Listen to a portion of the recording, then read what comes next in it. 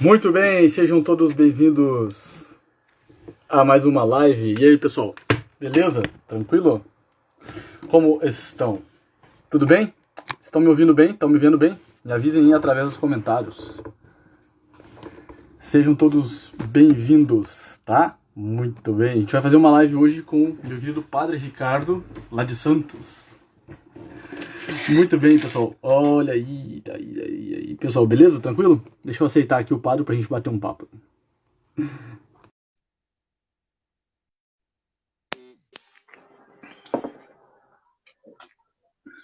Esperando o padre entrar aqui. Olá, padre. Olá, Miguel. Boa noite. Boa noite, sua bênção. Deus abençoe. Tudo bem, padre? Que prazer poder falar com o senhor aqui. Pois é, já há algum tempo, né, que a gente tinha trocado mensagem pelo WhatsApp, por aqui também, mas é a primeira vez que a gente fala, não pessoalmente, né, mas virtualmente, assim, em forma de live, já é alguma coisa. Né? Maravilha, que coisa boa. A primeira vez que eu conversei com o senhor, eu não sei se foi lá para 2014, algo assim, 2016, não sei. Foi algo assim, ou seja, faz só uns 4 anos mais ou menos. E na época, para quem ainda para quem não sabe, assim, né, na época, o padre Ricardo, a gente acompanhava, acho que uma ou duas pessoas junto, não sei. O padre às vezes passava algumas pessoas para eu fazer o atendimento, ele acompanhava lá na confissão e eu acompanhava a pessoa aqui na internet. E isso foi uma coisa muito boa, né? Então a gente trocava às vezes algumas mensagens, sempre muito corrido, mas às vezes a gente conversava alguma coisinha ou outras pessoas levavam o que eu trabalhava com elas aqui nos encontros para o padre e vice-versa. Então, padre, é um prazer poder falar com o senhor aqui de um tema, né? Uh, 4 anos depois, 3 anos depois, 2020, é um prazer poder falar com o senhor aqui de um tema que é uma pandemia, né? Um tema que sei lá, de repente de uns 20 anos para cá, de uns 15 anos para cá, a coisa mudou, né? A coisa mudou. E o confessionário mudou, né? O confessionário mudou, né? Com relação a isso. Quer dizer, se a gente pegar, por exemplo, um fiel católico de 100 anos atrás, 200, 300 anos atrás, dificilmente, né, ele confessaria algo relacionado à questão da pornografia. Ele poderia confessar outras coisas, mas isso é o que eu imagino, né? Uh, mas por conta da quantidade, né, e a facilidade de acesso, hoje em dia a pornografia, a gente sabe, virou um vício, virou uma pandemia. Deixa eu perguntar uma coisa para você. Você tá onde? Que tá aí com blusa de frio? Eu tô no Rio Grande do Sul, aqui é frio de verdade. Ah, qual é a sua cidade? Eu moro em Guaíba, é aqui 20 quilômetros de Porto Alegre. Ah, sim, sim. É da Grande Porto Alegre, né? Isso, é da Grande Porto Alegre. Eu sou mineiro, o senhor sabe, eu sou de Minas. Mas hoje eu moro no Rio Grande do Sul. Sou casado, tenho 2 filhos, um tem 1 ano e o outro tá na barriga de 8 meses já. Que beleza, que beleza. Eu estava pensando justamente isso hoje à tarde, né? Já que a gente está nessa situação de pandemia, coronavírus, a pornografia é uma espécie de coronavírus, né? Um vírus aí que vai entrando no coração de muita gente. Mas assim, não é que vai entrando, né? Espiritualmente falando, a gente fala de fraquezas humanas. A grande fraqueza humana, que é a concupiscência, né? A gente pode falar um pouquinho mais sobre isso, qual é o caminho para a gente sair disso, né? Mas em que aspecto a pornografia e às vezes até a possível consequente masturbação, né? Em que aspecto se assemelha ao coronavírus? Eu diria no aspecto de que ela não, assim como o coronavírus não escolhe pessoas, a pornografia também não faz parte, assim, hoje em dia, de um único perfil de pessoa, né? Tudo bem que a gente pode pensar mais nos jovens e rapazes, mas isso já está sendo, infelizmente, quebrado, né? De modo que a pornografia, esse mal tem tocado até pessoas adultas, idosas, né? Pessoas casadas, mulheres e mais infelizmente ainda, tudo é infelizmente, mas mais infelizmente ainda, tem até baixada a idade daquelas pessoas que têm acesso à pornografia. Enquanto pecado, né, o pecado sempre existiu no coração humano desde a desobediência de Adão e Eva, né? E essa concupiscência do olhar, essa curiosidade misturada com luxúria, né? Sempre existiu em várias culturas, mais ou menos, né? Em culturas degradadas com valores degradados existiu mais ainda, né? No entanto, a diferença atual, penso eu, você pode falar melhor do que eu, porque você pesquisa mais, né? Mas eu penso que seja a questão da acessibilidade, né? A gente pode pensar em livros com escritos pornográficos, né? E depois alguma coisa mais visual em outros séculos, né? Em séculos passados. Porém, a questão da acessibilidade hoje era muito forte. Qualquer pessoa pode, com um smartphone, né, que tem ali no seu bolso, na sua bolsa, ela tem acesso à pornografia, né? Às vezes nem sequer pesquisando alguma coisa diretamente relacionada a esse assunto, mas coloca lá qualquer outro assunto, já você acessa um site de notícias, por exemplo. Você quer ver vou ver como está a questão do coronavírus no mundo. Coloca lá no site de notícia. E tem a fotografia a imagem de uma mulher, de um homem, né, seminus. Né? Isso já vai despertando essa imagem no passado. Eu vou falar essa imagem assim de um homem, de uma mulher seminus, que tem hoje no site com maior facilidade, que você acessa 9 da manhã, 10 da manhã, 3 da tarde, 4 da tarde, né? Essa imagem era a imagem que tinha em filmes assim, que não eram explícitos, mas eram filmes proibidos.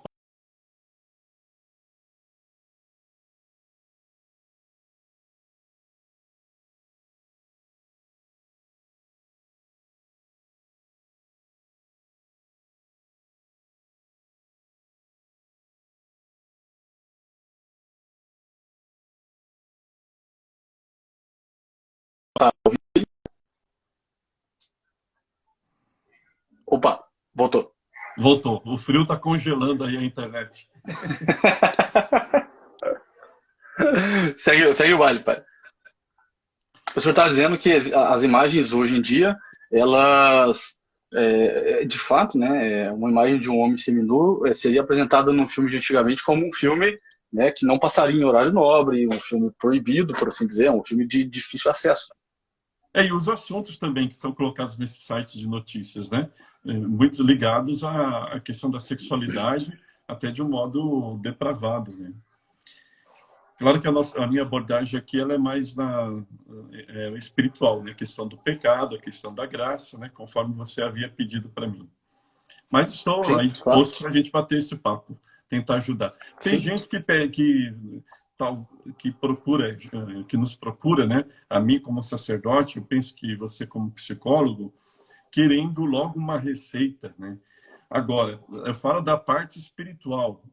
Conheço alguma coisinha da parte psicológica por ter tido matéria de psicologia, por fazer curso de logoterapia e por ter feito terapia também. E penso que seja a mesma coisa da parte espiritual nesse sentido que eu vou falar agora. Tem gente que quer uma receita, né? Quer tomar uma benzetacil ali, toma benzetacil e dói pra caramba, mas já sai bom dali da farmácia, né? E na parte espiritual, para essa questão da pornografia, como para tantas outras questões, não é assim. Nós não temos uma receita em que vamos dar um remédio, a pessoa já vai estar curada, né? Todo um processo e que envolve uma coisa muito mais global, né? Tudo bem, você pode ir num determinado médico, ele passa uma alopatia, você toma aquele remédio, mas tem especialidades médicas que o médico vai querer saber o que você está comendo, né? Onde que você mora? Quais são como é a sua higiene? Você mora com quem? Qual é o seu trabalho? Como é o seu trabalho? Que, assim, quer dizer, ele analisa toda a situação cultural, social, familiar, psicológica, nutricional da pessoa, né? O passado dela, os pais, se tiveram tal doença, etc. O último médico com quem eu me consultei foi assim. Ele me fez uma série de perguntas nesse sentido, médico alopata mesmo, né? Então, as pessoas querem uma solução para a questão da pornografia, né? Ainda bem que, pior que tenham entrado nessa, mas ainda bem que procure uma solução, porque tem gente que não procura solução e tem, pior ainda, acho que a coisa mais normal que tem, como a mídia tem propagado e como as pessoas têm me dito, inclusive nesse tempo de pandemia, que até governos têm incentivado as pessoas a acessarem a pornografia e se masturbarem, né? Sim. Sim. Na Itália, o acesso a sites pornográficos, porque tem lá a assinatura, né? O cara paga R$ 30 e ele tem acesso a um conteúdo exclusivo no site pornográfico. Na Itália, né, o governo italiano liberou a assinatura de graça por 30 dias para as pessoas ali durante esse tempo de pandemia, né? Porque para não poder ficar em casa sem fazer nada. A então, Itália, né? a gente vai detectando as raízes do problema, né? O que a situação de pandemia pode trazer para a pessoa? Desesperança, angústia, ansiedade, etc., né? Então, qual é o remédio que apresentam para essas coisas? A pornografia. Então, a pornografia é remédio para isso? A pornografia não é remédio para nada. Pelo contrário, ela é um veneno. Então, não se pode dar um veneno, e ela é um veneno que nem sequer, com uma dose menor, pode virar um remédio, né? Porque falam que a diferença entre o remédio e o veneno é a dosagem. A pornografia, espiritualmente falando, é um grande pecado, certo? Então, não é a resposta para uma situação de angústia de uma pessoa. Então, não basta dizer, por exemplo, para a pessoa não veja pornografia, reze assim, reze assado. A gente tem que ver também como que a pessoa lida com as suas angústias, como a pessoa lida com a ansiedade, como a pessoa lida com a fragilidade da vida, né? Então, a gente tem que ver tudo isso. E, como eu falava, o acompanhamento espiritual para essa questão, ele é um acompanhamento que vai ver, sobretudo, o sentido da vida, a pessoa como criatura de Deus, a sua abertura à graça, a sua disposição para trilhar o caminho de santidade, o seu esforço, né, a sua confiança em Deus, e vai olhar também outros pecados, que o da pornografia e da masturbação estão ligados à luxúria, mas vai olhar outros pecados que vão alimentar, vão dar força para esse pecado da luxúria, e principalmente o pecado da soberba é que vai gerar, ou que vai abrir as portas para esse pecado da luxúria. Então, a gente também tem que trabalhar a soberba da pessoa, tem que trabalhar também essa questão do orgulho da pessoa. Então, vejam como não é algo que se dá uma receita para a pessoa tomar ali uma benzetacil, a pessoa ter me ensina uma oração para parar de ver pornografia, né? Não é assim. É todo um processo espiritual de alguém que não cuidou da sua vida espiritual, não cuidou da sua relação com Deus, não cuidou da sua oração. Perfeito, absolutamente perfeito. É muito bonito quando o senhor fala, por exemplo, essa questão da questão da soberba. Isso é uma das coisas que eu mais falo aqui. Quer dizer, uma das coisas que a gente sabe é que a pessoa muitas vezes tem o problema da pornografia está muito relacionado à dificuldade de lidar com frustração, né? A pessoa se frustra e ela tenta compensar isso com a pornografia. Bom, é uma das coisas que eu mais falo aqui, né? Aquilo bom, o sujeito chama de frustração, né? Eu chamo de vida, né? Quer dizer, nós não temos o controle do que vai acontecer com a gente amanhã ou depois. E quando a gente acredita que as coisas têm que sair como a gente planejou, isso aí é a sementinha da soberba, né? Essa é a sementinha do achar-se Deus no final das contas. E isso aí é um problemão, né? Se a gente vê claramente que a pessoa ela tenta, né, a soberba ela joga a pessoa para luxúria ali, ela joga a pessoa para pornografia facilmente. Um dos problemas que as pessoas encontram muito, padre, e direto a gente tem aqui direct, né, perguntas e etc, né, muita gente aqui sempre falando disso, e que é uma coisa que complica às vezes, e que, bom, não dá pra gente abarcar tudo, mas aquele, vamos dizer assim, o coração muito escrupuloso, né, um coração atribulado, assim, apertado pelo escrúpulo. E, assim, né, eu queria que o senhor falasse um pouquinho sobre essa questão, né? O senhor já deve ter visto várias vezes. E como que, assim, a dificuldade de meditar um pouco sobre a misericórdia divina, sobre a misericórdia de Deus, né? O tanto que isso é importante, né? O tanto que isso é fundamental, às vezes, nesse processo, né? Uhum. O importante é a confiança à graça de Deus. Bom, primeiro, confiar na graça de Deus. Ter um olhar adequado, um olhar compassivo a respeito de si mesmo, né?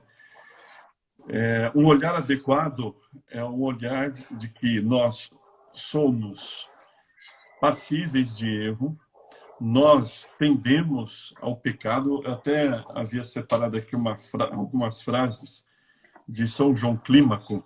Eu tenho um livro, A Escada do Céu, que até a minha biblioteca católica editou recentemente, foi o penúltimo livro editado por ela, mas eu tinha lido...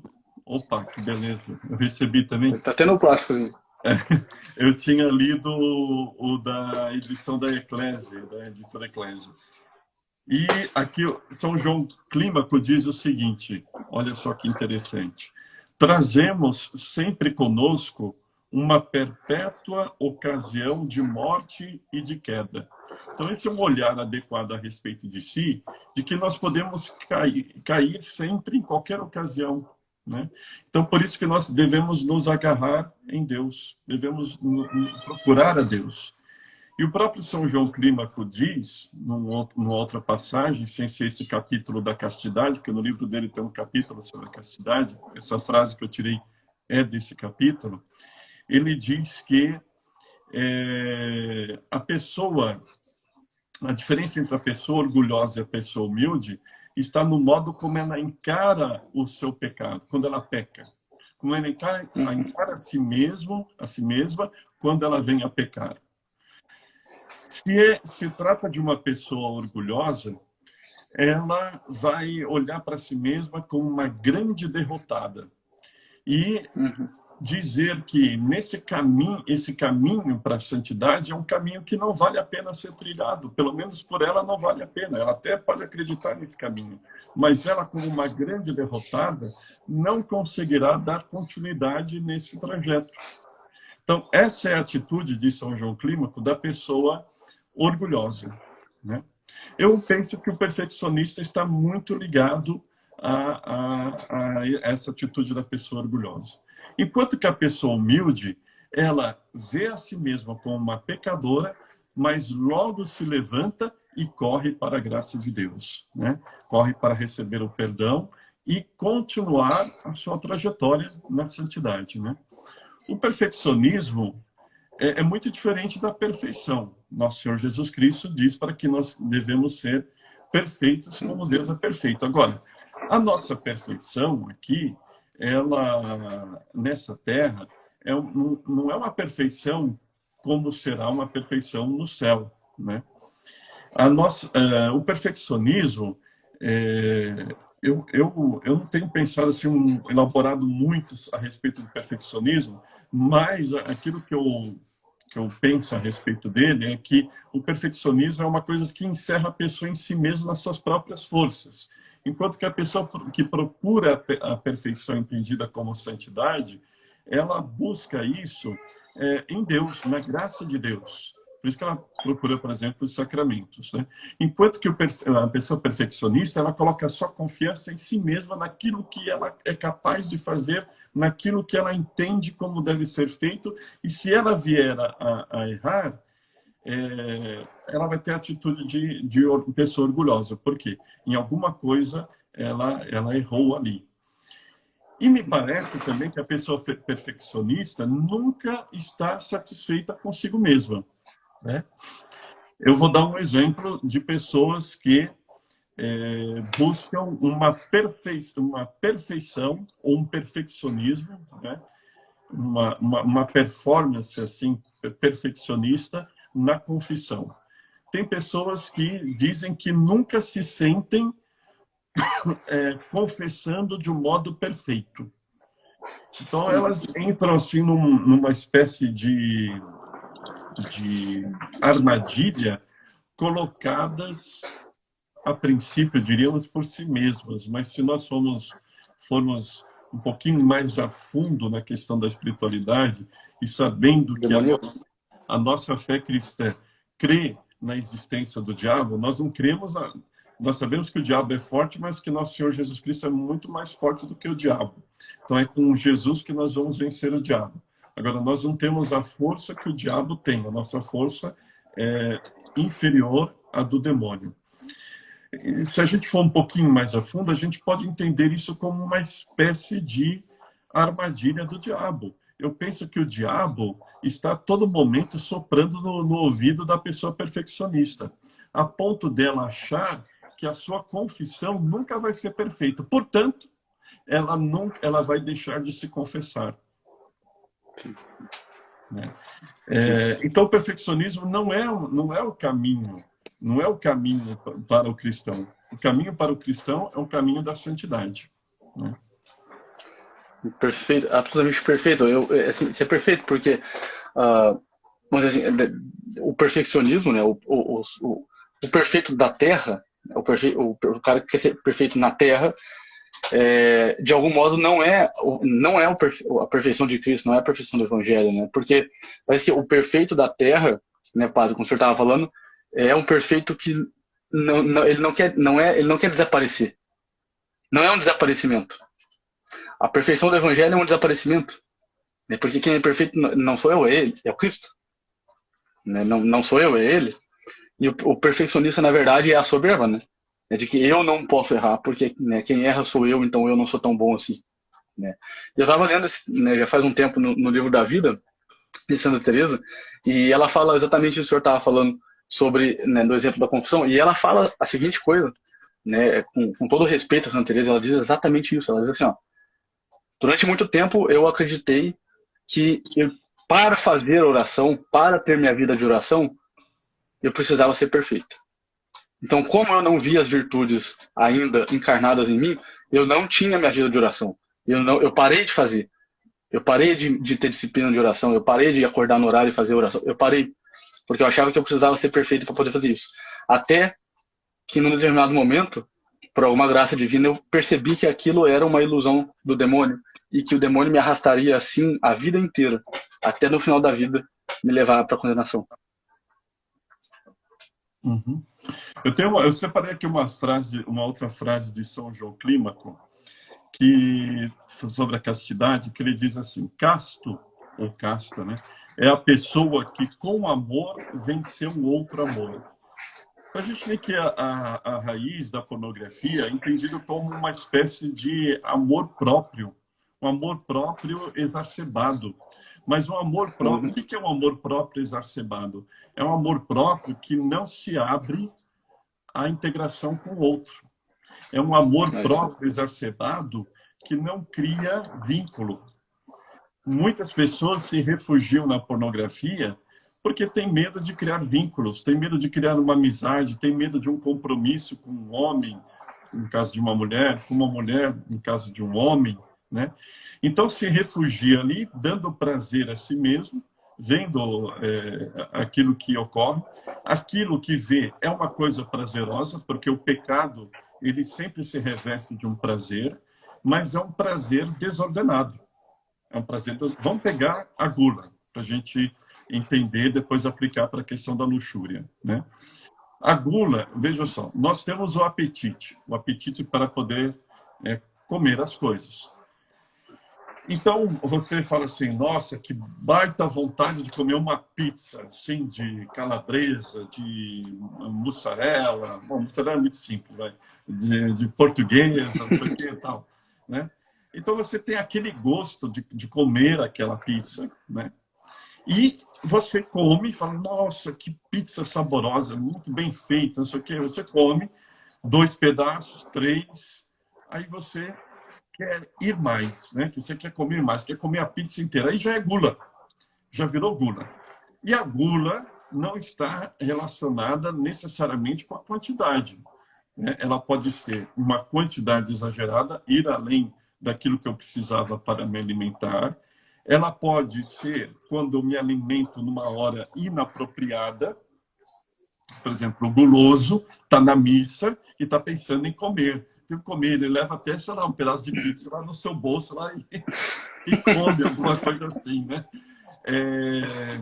Está no fato de não pensar no outro, não pensar no outro, comer num lugar inapropriado, comer numa hora inapropriada, não pensar no outro. Nossa, eu já comi 2 pedaços de pizza, tem esse aqui que seria para minha esposa, que seria para o meu marido, seria para o meu filho, seria para não sei quem, mas eu vou comer porque o que os olhos não veem, o estômago não sente. Aí eu vou lá e como. Então, é sempre uma questão. Ou então eu não posso comer porque, puxa, eu tenho que manter o jejum, pois amanhã eu vou fazer um exame de sangue, né? Tá, tal hora e tal. Quer saber? Que se dane o exame de sangue. Eu vou comer aqui a minha pizza, porque, quer dizer, já caiu no pecado da gula, né? Ou então, é sexta-feira, eu não deveria comer carne, mas vou comer alguma coisa com carne, por quê? Por causa da minha gula, né? Ou eu estou doente, não deveria comer ou beber determinado tipo de coisa, uma bebida alcoólica, um café, alguma coisa assim, mas eu quero tomar aquele café, eu quero tomar aquela cerveja, eu quero comer aquela comida apimentada quando não posso, não sei esperar um tempinho, 2 meses de tratamento, 3 meses de tratamento, quero comer. Então, essa é a pessoa gulosa. Ela desvia o seu apetite, né? Focando somente nele, ou seja, eu tenho que ter o prazer de comer. O que está em primeiro lugar é o prazer de comer, e não o prazer em função do ato de comer. Veja uma pessoa que está no hospital. A maioria das pessoas que estão internadas, elas não têm fome, mas algumas têm, tudo bem, dependendo do tipo de doença, né? Mas tem algumas pessoas que, conforme o tipo de enfermidade, elas perdem o apetite.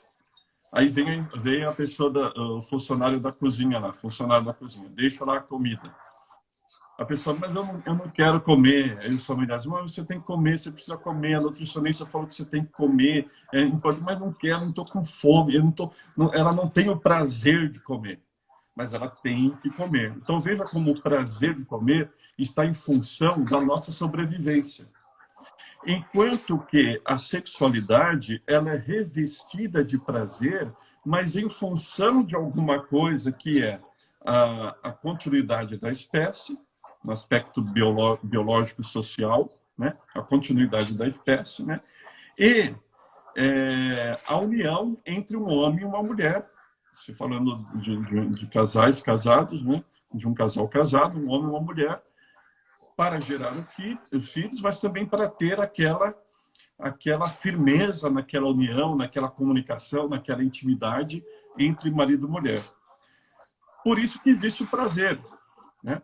Porque possivelmente as pessoas não se interessariam em ter o ato sexual, né, para procriação, para a continuidade da espécie, para a união conjugal, né?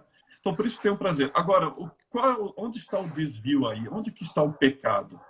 Entendamos que o pecado sempre é um desvio. O pecado sempre é errar o alvo.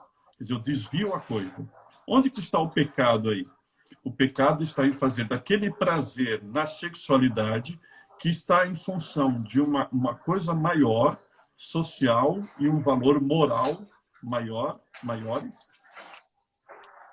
E eu foco somente naquele prazer. Quando eu foco somente naquele prazer, eu saio de uma ordem. Eu tiro aquele prazer da sua ordem. E por isso que, no Catecismo da Igreja Católica, né, a gente vai chamar isso de um prazer desordenado, ou uma sexualidade desordenada, ou ainda uma paixão desordenada. Perfeito.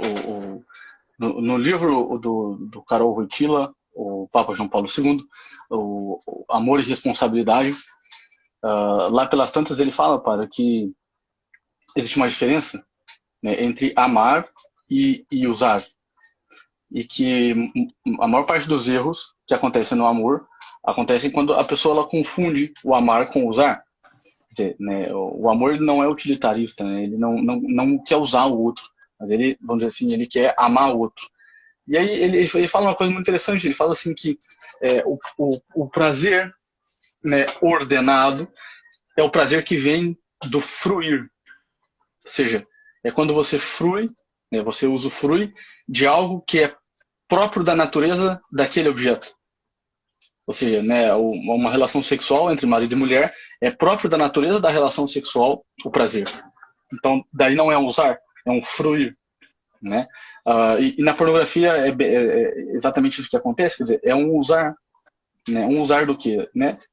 Um usar de, vamos dizer assim, de um prazer para matar a angústia, de um prazer para matar a solidão, de um prazer para matar vamos dizer assim, a dificuldade de estabelecer afeto, um prazer para matar, vamos dizer assim, o medo do amor. Para quem está assistindo aqui, a gente tem 70 pessoas na live, vocês viram que, bom, o padre com anos de funcionário sabe como é que a vida funciona, sabe que é exatamente isso que acontece. O problema da pornografia é um problema de medo de amar, é um problema de medo de estabelecer vínculo, é um medo do amor, é o medo de estar perto. Eu sempre digo assim para as pessoas que, ao se confessarem, se acusam desse pecado, da pornografia, e que geralmente, como eu disse, vem acompanhado da masturbação. Às vezes tem a masturbação sem a pornografia, mas é assim, batata que a pornografia vem acompanhada depois da masturbação. Eu sempre digo o seguinte, olha, isso aí é fumaça, é pecado. Eu não estou tirando o peso do pecado. Pornografia é pecado. Para quem atua, para quem trabalha nela, né? Técnico, etc., atores, assim por diante, e para quem assiste a pornografia, né? E para quem também divulga a pornografia, é pecado. Certo? Agora, ela é uma fumaça, o fogo é outro. E você, Miguel, justamente falou qual é o fogo disso, né? Quais são as características desse fogo. Então, aí que a gente fala sobre no caso da psicologia, um tratamento terapêutico que leva um tempo. Aí que a gente fala na questão da direção espiritual, de um acompanhamento, de uma direção, de uma orientação espiritual que leva um tempo. É claro que o próprio sacramento da confissão já confere uma graça, a pessoa dela voltar à comunhão com a igreja, isso já dá uma força para ela. Certo? Havendo arrependimento, né, e a pessoa cumprindo a sua penitência, sendo absolvida por um sacerdote ordenado validamente, para que ela já recebe aquela graça do perdão. Mas é preciso fortalecer esse terreno, se conhecer um pouco mais e saber as raízes da sua fraqueza, né? Que toca muito na questão psicológica. Nós somos um todo. Eu não sou só um ser espiritual, não tenho só a alma, né? A ciência psicológica vem nos ajudar nesse autoconhecimento. Ela não vem atrapalhar, ela vem nos ajudar, se bem se duvida, e se respeita a parte da espiritualidade. Então a gente tem que conhecer o que é pecado, a gente tem que conhecer qual é o fim do ser humano. Agora, numa sociedade que a gente vive, a gente tem que conhecer a sociedade em que a gente está metido hoje, em que a gente vive. Sim, tá bem. É uma sociedade paganizada, é uma sociedade luxuriosa. Então, uma sociedade paganizada, ela já vai atingir a questão da finalidade da felicidade do ser humano. Quando eu falo, e essa é uma questão moral muito séria, né? Quando eu falo em moral, eu sou professor de moral, Introdução à Moral Cristã, no curso de Teologia para Leigos, né? Então, um curso bem assim superficial, porque é pouco tempo, um semestre, uma vez por semana. E eu falo, eu não vou trazer aqui para vocês, isso no curso de moral, né, que eu falo, eu não vou trazer aqui para vocês uma tabela de Excel em que eu coloco o que é pecado, o que não é pecado. E na coluna do que é pecado, eu tenho uma subdivisão em que eu coloco os pecados graves ou mortais e os pecados leves ou veniais. Eu falei, meu curso de moral não vai ser esse. Não é para computador, né? Não, não é. Agora, o meu curso de moral que eu falo é sobre aquilo para o qual nós somos feitos. O que o ser humano foi feito para a felicidade em Deus, para buscar a Deus, o verdadeiro bem, ele que é a verdade, ele que é a beleza, o belo, ele que é o bem supremo. Então, para isso nós fomos criados, para estar nessa união com Deus. Uma sociedade, isso não faz parte da sociedade paganizada. Está congelando lá de novo. Opa, voltou. Isso não faz parte do discurso de uma sociedade paganizada.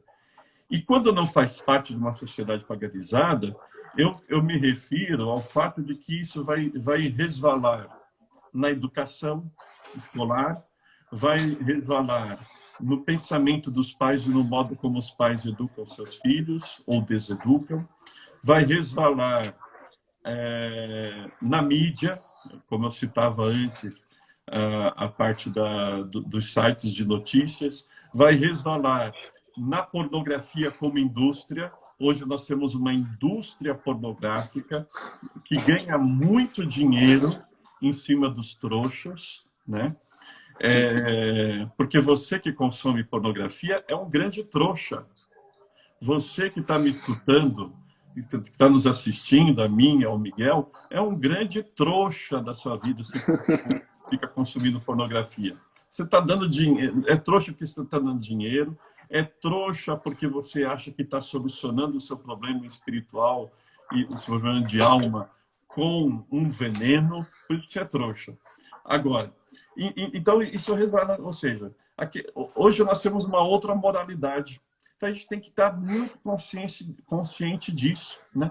Resvala também, até mesmo numa teologia moral moderna, que considera, ou pelo menos como alguns colegas meus, infelizmente, tratam assim, considera, sobre a pornografia eu ainda não ouvi falar, mas sobre a questão da masturbação, considera a masturbação como algo normal.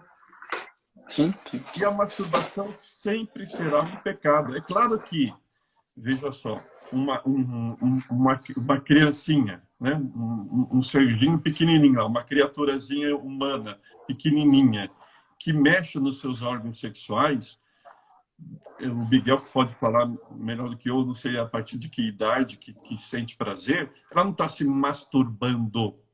Não é, o ato da masturbação não é só o ato físico, é um ato mental também, certo? Então ela não está se masturbando ali. E até mesmo porque ela não tem consciência disso, ela não está querendo isso, é outra compreensão. Mas a partir do momento que a pessoa já tem consciência e ela já faz aquilo, então ela está pecando. Evidentemente, o próprio catecismo que eu tinha anotado aqui, o catecismo ele fala que a gente tem que levar em consideração a situação em que a pessoa vive, a sua situação psicológica, aí que entra muito a parte da profissão do Miguel, a sua situação social, a sua situação de angústia, situação cultural. A gente tem que levar em consideração tudo isso. Não basta só dizer, é pecado. Não basta só dizer isso. Tem que levar em consideração todas essas situações, porque pode ser que aquele pecado não seja imputável àquela pessoa. Sim. Por determinadas situações psicológicas, por ela já ter entrado numa cadeia de vício, por uma situação de angústia, mas não deixa de ser pecado. Mas ele não é tão imputável àquela pessoa que cometeu aquele pecado. Sim, perfeito. Quer dizer, na luxúria, às vezes a memória das experiências passadas pesam mais sobre o presente do que o próprio presente. A pessoa hoje ela consegue ter dentro da cabeça dela um HD de imagens pornográficas, né? Um HD, ela nem precisa acessar mais pornografia para poder se recorrer muitas vezes à masturbação. Ela recorre à própria imaginação dela, que já consumiu mais pornografia do que o tataravô dela, né? Ou seja, o tataravô dela, né, viu, vamos dizer assim, né, em uma semana, hoje o sujeito consegue ter mais acesso a conteúdo sexual do que o tataravô dela teve na vida inteira. Quer dizer, é uma comparação agressiva, né? Assim, isso lesa muito o nosso cérebro. Hoje em dia a neurociência já mais que comprovou como que a pornografia altera de fato o funcionamento cerebral, né? E do ponto de vista da vida espiritual, isso lesa muito a pessoa, porque a gente vê que até a pessoa fica muito menos produtiva, a pessoa fica muito menos produtiva, ela fica mais, né, ela vai ficando mais cansada, né, para poder, vamos dizer assim, produzir algo. E uma das coisas que o padre falou, e eu falei, acho que na live, eu fiz uma live ontem, padre, e eu citei aquele livro Adeus, Homens de Deus. Eu não sei se o senhor já leu, se o senhor já viu, que diz como corromperam a Igreja Católica nos Estados Unidos. Eu não sei se eu E tenho ele daí aqui. Que tem uns livros aqui que eu nem li ainda, enfim, deve estar por aqui. Eu acho que eu tenho, sim. E daí os camaradas comentaram, o sujeito, do cara que escreveu o livro, ele é um historiador, daí ele mostra aí no livro por A mais B como que essa mentalidade, né, criada por um sujeito chamado Alfred Kinsey, tá, em 1940 e pouco, que era um sujeito que era a favor da pedofilia, como que essa mentalidade foi sendo ensinada nos seminários nos Estados Unidos. Como que essa visão da sexualidade foi sendo ensinada nos seminários nos Estados Unidos, né? E sim, é um negócio horrível. O livro ele é assim, tem que ter estômago para ler, mas é uma das coisas que a gente vê, né? Infelizmente, a, a gente vê isso dentro das nossas paróquias, né? Dentro das nossas. Quantas pessoas chegaram para mim?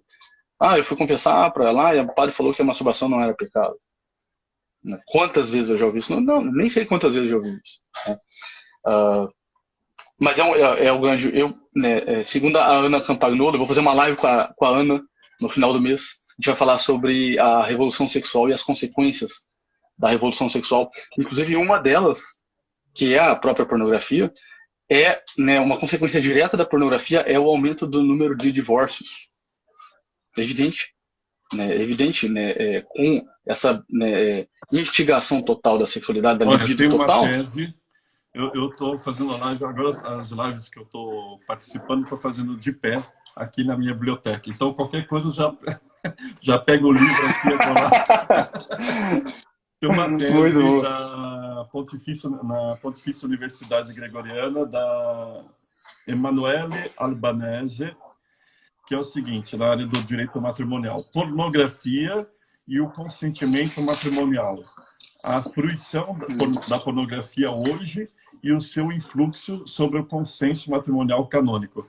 É uma tese em que a autora ela vai trabalhar sobre a possibilidade da pessoa que acessa a pornografia, dependendo de como seja isso, não ser capaz para o matrimônio, certo? E não sendo capaz para o matrimônio, aquele matrimônio ele acaba sendo um matrimônio nulo por causa do vício da pornografia. O senhor, eu sei que trabalha muito com essa questão de nulidade, né? O senhor já trabalha no tribunal, eu não sei se... eu acho que o senhor fez uma especialização, né? E o senhor estudou muito isso, né? Eu sou doutor em Direito Canônico. Né? Direito Canônico. Então, o senhor já deve ter visto muita situação de divórcio ali causado por conta da pornografia. Então, não. Isso nunca apareceu ali? Não, já apareceu. Mas eu vou dizer uma coisa para você. A maior parte dos casos que vem para nós, eu trabalho em 2 tribunais, certo? E já analisei processo de tribunal do Paraná e também já analisei processos de Brasília. Então, o que eu vou falar, você não sabe se é de Santos região, se é de Campinas e região, que é o tribunal, se é de Brasília. A maior parte dos processos que eu tenho lidado até hoje são de casamentos muito antigos. E esse problema da pornografia não surge. Somente em matrimônios mais recentes, a gente lida também com isso, é que começa a aparecer, não são todos, mas é que começa a aparecer a questão da pornografia. Ou seja, quando aparece a questão da pornografia no matrimônio fracassado, no caso de matrimônios mais recentes do que aqueles antigos. Uhum. De antigos que eu quero dizer, assim, 20 anos, ou mais de 20 Sim, anos. sim, sim. Sim, Né? sim. Que coisa, Isso né? é fruto daquilo que a gente falava no início, possibilidade da indústria pornográfica, de uma sociedade de uma sociedade fraca. E quando você, Miguel, dizia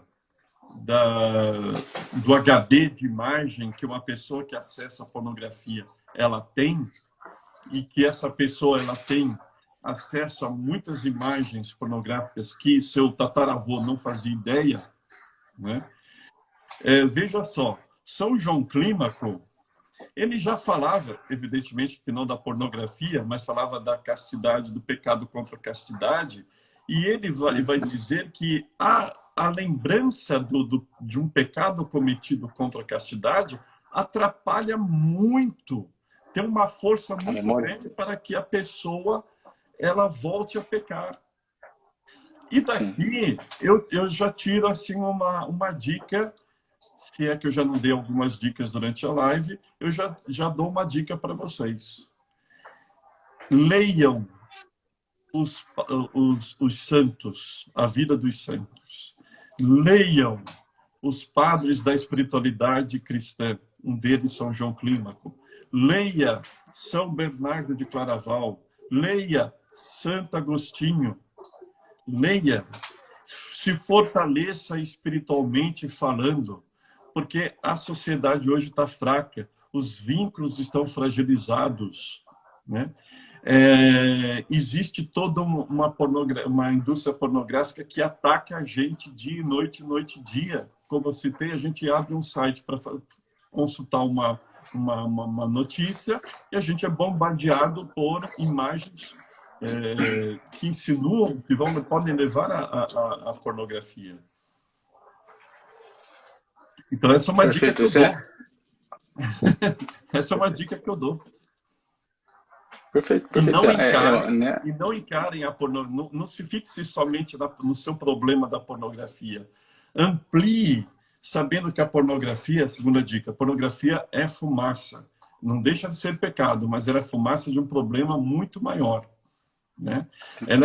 Ela tem como raiz a soberba do ser humano. Né? E veja como que você tem lidado com as suas frustrações, como o Miguel já falou, como você tem lidado com as suas angústias, como você tem lidado com a ansiedade, né? E, sobretudo, trace uma meta de santidade para você. Busque a Deus. Seja um homem ou uma mulher temente a Deus. Não queira ferir a sua amizade com Deus. Esse ferir a amizade com Deus é chamado de pecado, que dependendo pode ser um pecado mortal, como é o pecado da pornografia, ou pode, porque mata a caridade. O que é o pecado mortal? O pecado mortal é aquele que mata a caridade. A pornografia, ela mata a caridade. A pornografia mata o seu namoro ou noivado, a pornografia mata o seu matrimônio, a pornografia mata as suas amizades, a pornografia mata, como o Miguel bem falou, a sua disposição para as coisas, para a arte, para o esporte, para o trabalho, né? A vida de oração. Então, ela é um pecado mortal. Ou o pecado, que não é o caso da pornografia porque ela é mortal, pode ser venial. Mas, de qualquer maneira, sendo venial ou mortal, vai atrapalhar, vai ferir a sua amizade com Deus. Então, essa é uma outra coisa também. Uma teologia moral mal conduzida, mal explicitada, né? Tudo pode, nada é pecado, o importante é o amor. Não, o pecado pode nos levar para o inferno. O pecado pode nos levar para o inferno. Então, é preciso ter um projeto de vida que compreenda um caminho de santidade para você, que passa pela oração, que passa pela ascese, que passa pela sese e a mortificação. Não tem jeito, não tem jeito. Não tem A jeito. pessoa, para vencer esse pecado da pornografia, tem que se mortificar, mas com acompanhamento. Não vai comprar vai fazer um chicote aí, ficar se chicoteando, se autoflagelando, Sem etc. loucura, sem loucura. Porque a loucura vai ser só uma loucura somada a um pecado que é a pornografia, porque você não vai largar a pornografia porque você fica se autoflagelando com um chicote, né? Mas implica mortificação, implica renúncia e, enfim, é isso. Muito bom, padre. É isso, é isso. A vida é simples, né? E os conselhos mais profundos são esses conselhos que vêm da boca do Senhor, que são palavras de vida, palavras de verdade, né? E que essas palavras deem frutos aqui no coração de 90 pessoas que estão aqui com a gente, né? Eu fico muito feliz de poder falar com o senhor sobre esse tema. Eu vou ler essa tese que o senhor falou, não conhecia, porque faz total sentido. Achei muito, muito interessante, né? E é isso, né? A gente precisa de padres que falem sobre santidade, porque é o que aquece o coração do homem, né? É o que aquece o coração humano. É o que... Não, peraí. Quando Cristo falava, aquelas palavras aqueciam o nosso coração. E é isso que vale no final das contas, né? A gente está cansado já de uma vida, né, de uma vida religiosa que não fala sobre céu, inferno, santidade, pecado, salvação, né? Ou seja, eu agradeço muito a presença do senhor aqui, acho que alimentou muito a alma de todo mundo que está aqui. A gente já está chegando no finalzinho aqui da live. Então é isso, pessoal, né? Como eu sempre falo aqui pro pessoal que a pornografia ela é como uma luz que acende no painel do carro. A pornografia não é um problema. A luz que acende no painel do carro, ela está indicando que existe um outro problema. Um problema no motor, por exemplo, né? Uma falta de óleo, algum problema, né? Então, ou seja, a pornografia ela é uma luz que acendeu no painel do carro. Ninguém para o carro e tenta consertar a luz. Ninguém tenta ali, não, deixa eu ver, consertar que essa luz está acendendo, deixa eu tentar tirar ela daqui, né? Mas você leva o carro no mecânico, né, para que o mecânico identifique o problema e conserte o carro para você. E ele te cobra um preço. Ou seja, ele tem um preço, que é o preço, né, de você se esforçar, de você se dedicar, de você se mortificar, de você aprender a aguentar 10 minutos de frustração, de você, né, ter força o suficiente para aguentar 10 minutos de alguém te enchendo o saco, né, 10 minutos, ou seja, né, quer dizer, hoje em dia a gente está numa geração soft que ninguém aguenta 10 minutos de nada, né, então é claro que aí a pornografia ela é um convidativo muito forte, né. Então, assim, obrigado, padre, pelas palavras, obrigado pela presença, obrigado pelo tempo do senhor e poder estar aqui falando sobre esse tema para nós. Obrigado, Miguel, pelo convite, pela oportunidade. Obrigado a todos que nos escutaram e espero que eu tenha ajudado em alguma coisa. Rezem por mim, rezem pelo trabalho do Miguel, né? E estou à disposição. Muito bem, pessoal, printem a live, marquem o Padre Ricardo, marquem aí Miguel Soriani, divulguem aí para o Instagram. Esse tema é muito importante. Assim, vocês sabem que esse tema é muito importante e outras pessoas precisam ouvir isso aqui. Tá? Outros seminaristas, outros padres, outros religiosos, outras pessoas precisam ouvir isso aqui. Tá bom? Padre, um abraço. Espero um dia poder conhecer o senhor pessoalmente, dar um abraço, tá? Porque nós estamos juntos. O que o senhor precisar de mim aí, nós estamos às ordens. Tá bom? Obrigado. Fica com Deus. Obrigado. Sua bênção e até a próxima. Se Deus quiser. Abençoe. Abençoe a todos. Tchau, tchau.